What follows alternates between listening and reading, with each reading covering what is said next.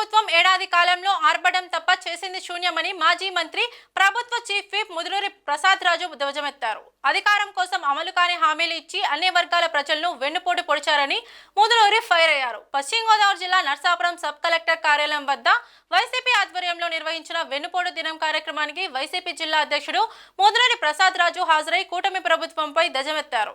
Super 6 పథకాలపై తొలి సంతకాలని చెప్పిన ప్రభుత్వం ఏడాది గడిచినా ఒక్క పథకాన్ని కూడా అమలు చేయలేదన్నారు.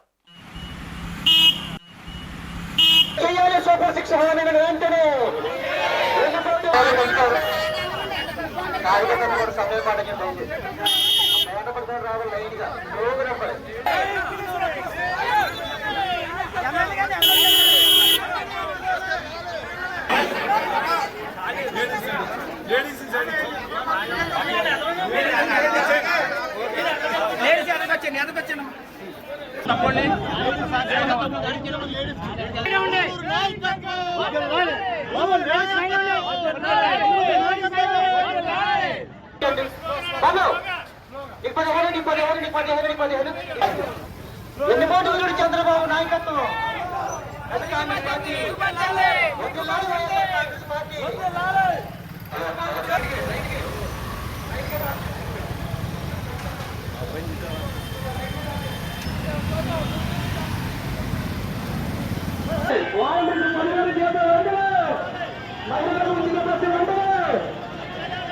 కొత్త పెన్షన్ వెంటనే అమలు చేయాలి. కొత్త పెన్షన్ అమలు చేయాలి.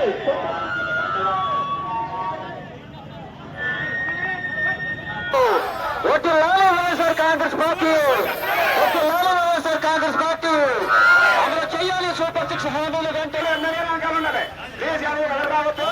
ఇంకా చాలా మంది ఉన్నారు వెనకాల పార్టీ ఆఫీస్ కూడా. ప్రతి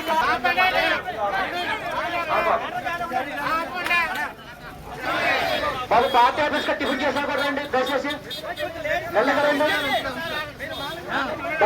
వెన్నుపోటు వీడు చంద్రబాబు టౌన్ టౌన్ వడ్డీలలో వైఎస్ఆర్ కాంగ్రెస్ పార్టీ. మహిళలకు ఫ్రీ బస్సు వెంటనే, మహిళలకు ఫ్రీ బస్సు వెంటనే, మహిళలకు 18 వెంటనే, మహిళలకు 18 సార్ అమలు చేయాలి. మహిళలకు ఉచిత బస్సు వెంటనే అమలు చేయాలి.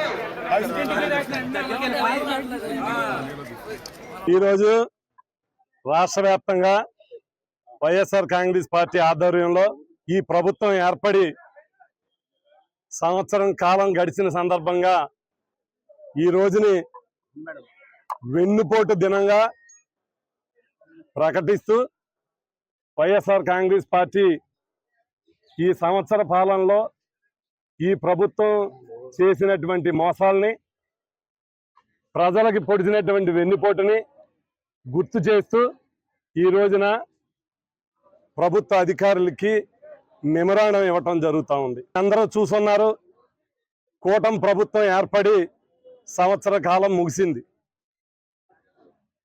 ఎన్నో హామీలు ఇచ్చి మోసం చేసి ఈ సంవత్సర పరిపాలనలో ప్రజలు వంచనకి, మోసానికి, వెన్నుపోటుకి గురై ఉన్నారు. ఎందుకనంటే మరొక్కసారి వెన్నుపోటు ప్రభుత్వం అని ఈ చంద్రబాబు నాయుడు గారి కూటమి ప్రభుత్వం రుజువు చేసింది. 1999లో రాజకీయ పక్షాలతోటి కూటమిగా ఏర్పడి అధికారంలోకి వచ్చాడు. 2014లో కూటమి ప్రభుత్వంతో అధికారంకి వచ్చాడు. మళ్ళీ 2024లో కూటమి ప్రభుత్వంతో అందరితోటి కలిపి ఎన్నికలకు వచ్చాడు. ఎప్పుడు సింగిల్గా పోటీ చేసినటువంటి సందర్భం చంద్రబాబు నాయుడు గారు రాజకీయ జీవితంలో లేదు. ఏదైనా ప్రజలకు ఒక పెట్టేవాడి కన్నా 4 రెట్లు పెడతాను అని అంటే ఆశపడటం మానవ సహజం. అలా మన ఎన్నికల ముందు జగన్మోహన్ రెడ్డి గారు చేసినటువంటి కార్యక్రమాల కన్నా ఎక్కువగా చేస్తానని ప్రతి పథకం వివరించాడు. సూపర్ 6 అన్నాడు. అధికారం వచ్చినటువంటి మొదటి రోజే సంతకాలు పెడతానని 6 హామీలని అనౌన్స్ చేస్తున్నారు. ఒక పక్క మహిళలు, ఒక పక్క రైతులు, ఒక పక్క విద్యార్థులు, ఒక పక్క ఉద్యోగులు, సామాన్య ప్రజానికం అంతా కూడా మోసపోయి ఉన్నారు ఈ సంవత్సర పరిపాలనలో. నిరుద్యోగ భృతి అన్నాడు, ఒక్కొక్క మనిషికి 3,000 అన్నాడు, 20 లక్షల ఉద్యోగాలు అన్నాడు. నిరుద్యోగులందరూ మోసపోయి ఉన్నారు. ఎస్సీ ఎస్టీ మైనార్టీకి 50 సంవత్సరాలు వచ్చేటప్పటికే పెన్షన్ ఇస్తానన్నాడు. గతంలో జగన్మోహన్ రెడ్డి గారు 68 లక్షల పెన్షన్లు ఇస్తే ఈ రోజు కుదించి 60 లక్షల మందికి పెన్షన్లు ఇస్తా ఉన్నారు. ఇవాళ ఇలా చూసుకుంటే ఈ 6 పథకాలు అమలు చేయలేదు. ఇంట్లో ఎంతమంది ఆడపిల్లలు ఉంటే అంతమందికి డబ్బులు ఇస్తామన్నారు. నీకు 15,000, నీకు 15,000, నీకు 18,000, నీకు 20,000 ఇస్తారని ప్రచారం చేశారు. వాలంటీర్లకి మీకు 10,000 ఇస్తాను, మీరు జిన్నట్టుకుని రెడీగా ఉండండి అని కూడా చెప్పారు. పోట్సట్లు అట్టుకుని రెడీగా ఉండండి అని కూడా చెప్పారు. నమ్మారు.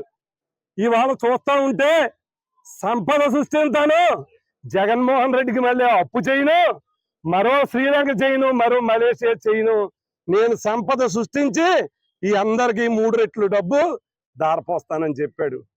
జగన్మోహన్ రెడ్డి గారు హామీ ఇస్తే ఆ మేనిఫెస్టో మాకు ఒక భగవద్గీత, ఒక ఖురాన్ అని నమ్మి, బైబిల్ అని నమ్మి 6 నెలల్లోనే అమలు చేసినటువంటి నాయకత్వం జగన్మోహన్ రెడ్డి గారి నాయకత్వం. కానీ సంవత్సరం కాలం గడుస్తుంటే ఈ ప్రభుత్వ పరిపాలనలో ఏం చేస్తున్నాడు? ఆయన ఆరుస్తానన్న గుడ్డరు కదా, జగన్మోహన్ రెడ్డి గారు ఇచ్చేటువంటి కార్యక్రమాలని నిలుపుదల చేస్తా ఉన్నారు. ఇవాళ చౌక్ డిపోల్లో క్యూల్లో నుంచుని చాలా మంది పనులు మానేసి కోటా బియ్యం గురించి చూసేవారు గతంలో. ఈ రోజున ఇంటింటికి డోర్ డెలివరీ ఇస్తే ఈ రోజున ఆ వ్యాన్ని, డ్రైవర్ని సంఘ విద్రోహశక్తులు సృష్టించి ఇవాళ మళ్ళీ లైన్ లో నిలబెడుతుంది ఈ ప్రభుత్వం. విద్యుత్ ధరలు పెన్షన్స్ తగ్గిస్తానని చెప్పినటువంటి ఈ పెద్ద మనిషి 3 నెలలు తిరగకుండానే 16,000 కోట్లు ఈ ప్రజల మీద భారం వేసినటువంటి సందర్భాన్ని ఈ రాష్ట్ర ప్రజలకి గుర్తు చేస్తా ఉన్నాం. ఇవాళ ఆరోగ్యశ్రీ లేదు, 3,800 కోట్లు బకాయిలు ఉంటే వాళ్ళేమో డాక్టర్లు వైద్యం చేయనంటున్నారు. వైద్యం మీద చిన్న చూపు. ఇలా చూసుకుంటా ఒక పక్క ఇంకేం జరుగుతుందని అంటే, ఎవడైతే వైఎస్ఆర్ కాంగ్రెస్ పార్టీలో యాక్టివ్ గా తిరిగాడో ఈ రెడ్ బుక్ రాజ్యాంగం వల్ల వాళ్ళని ఎలా కేసులు పెట్టాలా, ఎలా అనగదొక్కాలా, ఎక్కడ క్లబ్బులు ఇద్దాం, ఎక్కడ పేకాట శిబిరాలు పెడదాం. మద్యం షాపులు చెప్పారు జగన్మోహన్ రెడ్డి గారు నాసిరకం ఇస్తున్నాడని. ఈ రోజున చూస్తా ఉన్నారు మద్యం షాపులు ఎవరు నడుపుతున్నారు, ఎంత రేట్లు పెరుగుతా ఉన్నాయి, ఎంత విచ్చలవిడిగా ఉంది. మహిళల మీద అత్యాచారాలు జరుగుతూ ఉన్నాయి. ఇలా కాకివీడులో 8 ఏళ్ల బాలిక మీద తెలుగుదేశం నాయకుడు అత్యాచారం చేస్తున్నారు. ఇవన్నీ కూటమి ప్రభుత్వం చూస్తా ఉంది. మోదీ గారేమో చంద్రబాబు నాయుడు గారిని పొగుడుతారు, చంద్రబాబు నాయుడు గారేమో పవన్ కళ్యాణ్ పొగుడుతారు. ముగ్గురు స్టేజ్ మీద చూస్తే ఈ ముగ్గురు ఒకరినొకరు పొగుడుకుంటున్నారు. కానీ మీరు ఇచ్చినటువంటి హామీలు ఇవాళ రాష్ట్ర వ్యాప్తంగా సంక్షేమం ఒకవైపు అవుతే పోలవరం లాంటి ప్రాజెక్టు ఆగిపోయి ఎదురు చూస్తా ఉంది. ఈ రోజున ఇందిరమ్మ జగనన్న కాలనీలు ఒక్క ఇటుకు పేర్చక ఎదురు చూస్తా ఉన్నాయి. ఈ సంవత్సరంలో మీ అభివృద్ధి ఏంటో చెప్పండి, మీ సంక్షేమం ఏం చేశారో చెప్పండి. ఆనాడు సంక్షేమానికి ఖర్చు పెట్టాం, ఈనాడు అప్పు చేస్తా ఉన్నారు జగన్మోహన్ రెడ్డి కన్నా ఎక్కువ. కానీ ఏ సంక్షేమానికి ఇస్తా ఉన్నారు, ఏ అభివృద్ధి కార్యక్రమాలు ఖర్చు పెడుతున్నారు? ఈ సంవత్సర కాలంలో మీ పరిపాలన ఏ రకంగా ఉందో ప్రజలు గమనిస్తున్నారని అందరికీ తెలియపరుస్తా ఉన్నా. మేము శిరస వహిస్తా ఉన్నాం. జగన్ గారి కంటే చంద్రబాబు నాయుడు గారి నాయకత్వం బాగుంటుందని ప్రజలు ఆశించారు, మోసపోయారు.